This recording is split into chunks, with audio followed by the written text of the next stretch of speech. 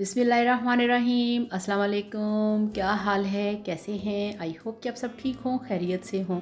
मैं हूं मारिया अंसारी और ये है आपका अपना YouTube channel Maria Ansari home channel. तो आज हम बनाएंगे आपकी बहुत ज़्यादा रिक्वेस्ट के ऊपर जापानी फल का जूस, और आपको मैं बताऊंगी कि इसके क्या क्या फ़ायदे हैं, किन लोगों को ये बहुत ज़्यादा इस्तेमाल करना चाहिए यानी कि खाना चाहिए। तो चलिए बिस्मिल्लाह करते हैं, शुरू करते हैं। और वीडियो शुरू करने से पहले आप सबसे रिक्वेस्ट है कि प्लीज़ अपने प्यारे प्यारे हाथों से चैनल को सब्सक्राइब कर लें, ठीक है। तो 1 किलो जापानी फल हमने लिए हैं। अच्छी तरह से आपने इनको वॉश करना है, और उसके बाद फिर इसके ऊपर ये जो पत्तियां हैं, जो इसका हेड है, जो इसकी डंडी है, आपने उसको इस तरह से हटा देना है, ठीक है। और इस तरह से सारे जापानी फल जो हैं, सब नहीं, जितने हमें चाहिए 5 या 6 दाने इसके, तो उनके हमने इस तरह से डंडियाँ उसकी उतार देंगे। और आप सब लोगों के प्यार का, आप सब लोगों की रिस्पेक्ट और सपोर्ट का बहुत ज़्यादा दिल से थैंक यू सो मच। और अगर आपको और भी रेसिपीज़ चाहिए तो आप मेरे दूसरे channel Maria Ansari food secrets पे भी आ सकते हैं, जिसका लिंक आपको मैं नीचे डिस्क्रिप्शन में दे दूँगी, ठीक है। तो ये देखिए, हमने 5 पीस लिए हैं, इतने काफ़ी हैं।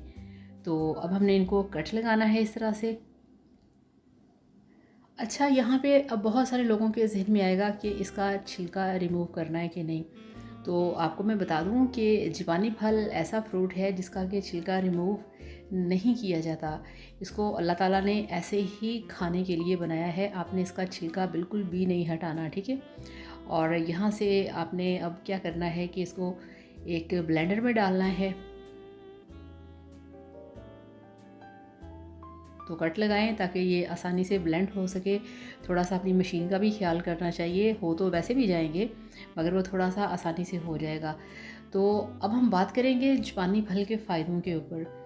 तो आप यकीन करिए, जिन लोगों को मैदे का मसला है उनके लिए इससे ज़्यादा अच्छी चीज़ दुनिया में कोई नहीं, ठीक है। और अब हम इसमें डालेंगे 1 कप पानी। इसमें हम चीनी इस्तेमाल नहीं करेंगे क्योंकि ये बहुत मीठा होता है, और अगर आपका दिल करे आप चीनी ऐड कर सकते हैं, ठीक है, कोई ऐसा इशू नहीं है। तो ढक्कन लगा के मशीन चलाएंगे। बिस्मिल्लाहिर्रहमानिर्रहीम।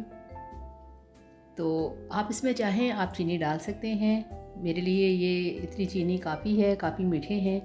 और इसके अंदर आपने कोई भी नमक, काला नमक, कोई चाट मसाला, इस टाइप की आप कोई भी चीज़ इसके अंदर ऐड नहीं करेंगे, ठीक है। इसको आपने ऐसे ही बनाना है। तो यहाँ पे आप इसका कलर चेक करें और इसका टेस्ट। यकीन करिए, जब आपने इसे एक दफ़ा बना लिया तो आप इसको बार बार बनाएंगे। तो ये हमारे बहुत ही क्यूट से सर्विंग गिलास हैं। और ये जो जापानी फल है ये आपकी स्किन के लिए बहुत अच्छा है, ये आपके मैदे के लिए बहुत अच्छा है, और ख़ास तौर पे जिन लोगों को ब्लड प्रेशर का प्रॉब्लम है उनके लिए बहुत बेस्ट है। ये आपके ब्लड प्रेशर को कंट्रोल करता है, उसको नॉर्मल करता है। आपके जितनी भी मैदे में जलन होती है, एसिडिटी होती है, ये उसको बिल्कुल ख़त्म करता है।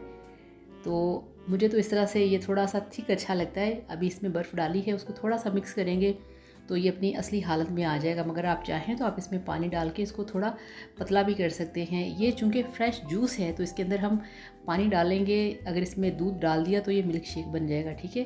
तो अब आपको दिखाते हैं इसकी फ़ाइनल लुक। तो ये लीजिए, अल्हम्दुलिल्लाह, माशाल्लाह माशाल्लाह, आपका बहुत ही हेल्दी, बहुत ही मज़ेदार, बहुत ही रिफ़्रेशिंग जापानी फल का जूस बनके तैयार है, विदाउट एनी केमिकल।